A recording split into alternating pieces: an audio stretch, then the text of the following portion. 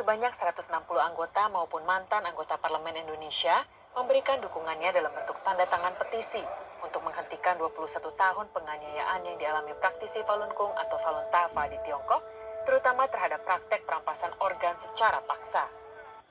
Ya, itu harus kita kecam keras ya. Itu jelas-jelas di luar dari naluri kemanusiaan. Ya, sebagai manusia seharusnya tidak melakukan hal-hal seperti itu. Ya, kalau di Indonesia jelas-jelas kita itu tidak dibenarkan sesuai dengan ideologi negara kita sebagai negara Pancasila yang kemanusiaan yang adil dan beradab itu.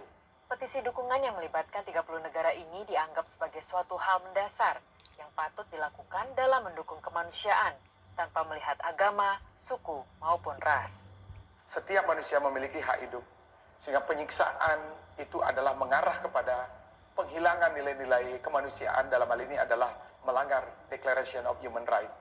Para praktisi Falun Gong menggalang petisi ini selama bulan Juli di Jakarta dan sejumlah kota. Anggota DPR MPR RI yang ikut menandatangani diantaranya adalah Saan Mustafa, Wakil Ketua Komisi 2, Gus Pardi Gaus, Anggota Komisi 2, Yandri Susanto, Ketua Komisi 8, Jeffrey Romdoni, Anggota Komisi 8, Hilary Brigita Lasut, Anggota Komisi 1, dan Syarif Abdullah Al-Qadri, Wakil Ketua Komisi 5. Salah seorang anggota Komisi 2 yang memberikan tanda tangan dukungannya, Dr. Andes Gus Pardi Gaus, juga menyatakan bahwa perlu diadakan investigasi terkait perihal perampasan organ di Tiongkok.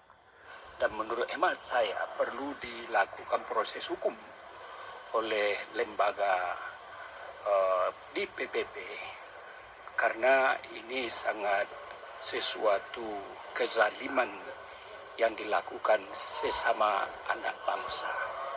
Oleh karena itu perlu ada upaya yang dilakukan oleh penegak hukum internasional untuk melakukan investigasi supaya jelas kondisi betapa kekejaman yang dilakukan oleh mereka-mereka tersebut.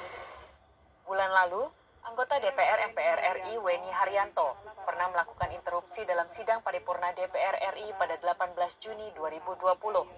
Anggota fraksi Partai Golkar ini dengan gagah berani meminta Parlemen Indonesia agar bersikap atas genosida dan penganiayaan yang dialami praktisi Falun Gong di Tiongkok. Khususnya selama 21 tahun terakhir, penganiayaan genosida terhadap Falun Gong atau Falun Dafa, di mana ribuan praktisinya telah dianiaya hingga meninggal, ratusan ribu telah ditahan di kamp-kamp kerja paksa, pusat pencucian otak, dan penjara. Dan sebagian besar telah dibunuh untuk diambil organ tubuhnya dan bagi kebutuhan transplantasi pasien dalam negeri maupun mancanegara. Himbauan saya hentikan. Karena betapa mulianya martabat akhlak daripada manusia sebagai makhluk insan Tuhan. NTD News melaporkan dari Jakarta.